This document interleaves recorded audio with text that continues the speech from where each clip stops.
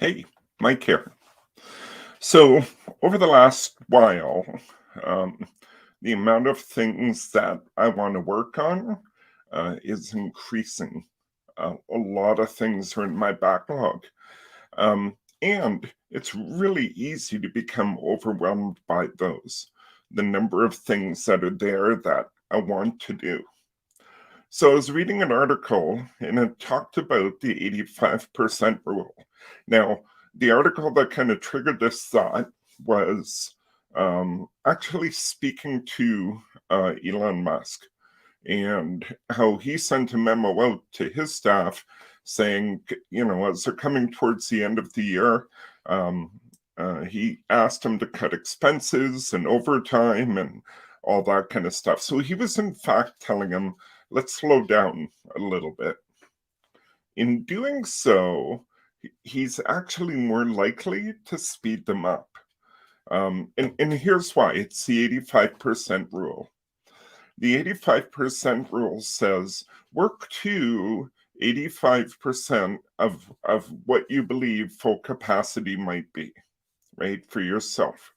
And the reason for doing that, whether it's in sports or it's in business or creativity, some kind of creative endeavor, whatever it is, when you work to 85%, you're leaving 15% to think.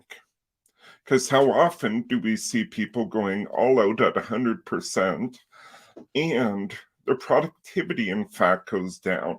Creativity goes down, all that kind of stuff.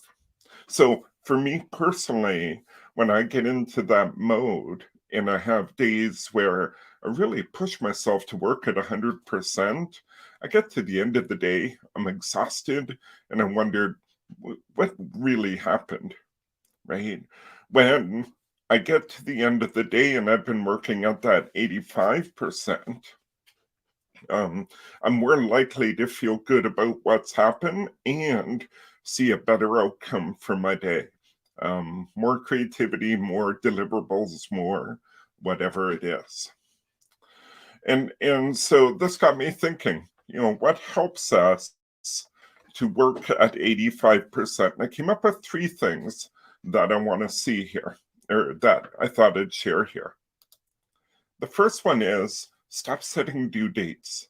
Because here's the reality, if I set a due date for myself, it's made up, right? It's not rooted in something, I should say, it's not often rooted in something. And so it sets a mindset, right? It creates a mindset for myself when I set a due date, an artificial due date, that I have to meet it no matter what. And if that means I have to work at 100% or 120% or whatever it is, that's what I'll do.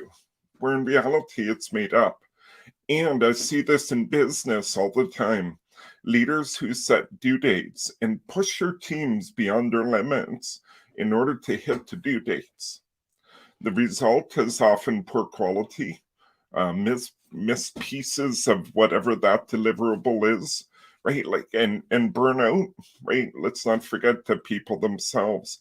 So stop setting due dates. I prefer to think of them as targets. Sometimes I hit the target, sometimes I don't. And when I don't, it doesn't matter, right? Very seldom does it actually matter when we miss those target dates that we've set for ourselves. And it allows me to keep the balance, right? The 85% rule.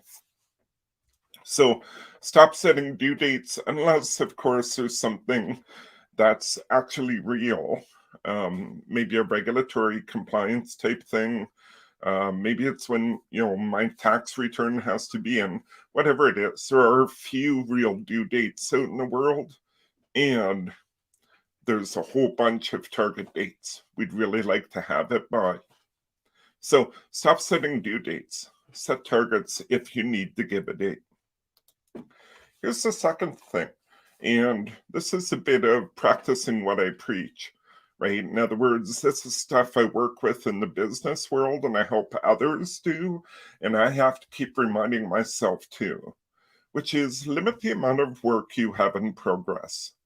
not just what the task you're currently working on, but even the list of tasks, right? Even the list of tasks you want to work on next. So I probably have hundreds of things I've identified that I want to work on. So if I keep that all visible, it actually creates overwhelm in the mind while I try to figure out which thing to work on and such. So what I prefer to do is I keep a very limited number of things on my Kanban board, and the one I'm actively working on each day. I keep it very limited.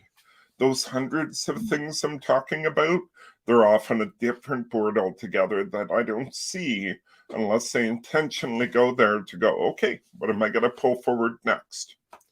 Right? By doing that in my day-to-day work, I'm less likely to try to do it all, right? To exceed really what's optimal for me. So limit the amount of work in progress. And then finally, a really important one, especially in this world where, whether you want to call it remote work or hybrid work or whatever you want to call it, a really important one is make sure you take time to disconnect every day, to have some downtime. So whether that's at lunchtime, you just could have half an hour, just, or an hour, whatever it is, to eat some food, go for a walk, whatever. Or it's in the evening where you're not paying attention to, and better yet, you've muted any kind of notification that might be coming from work or, whatever it is that's going to distract you and bring you back into that space. There we go, right?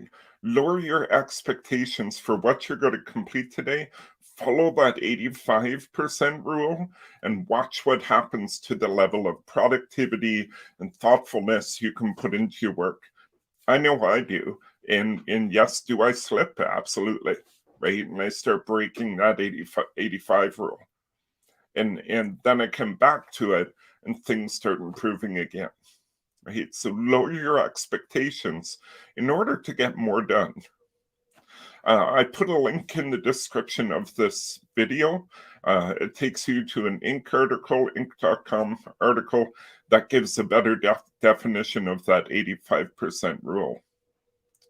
In the meantime, have a great day. Look forward to seeing you tomorrow.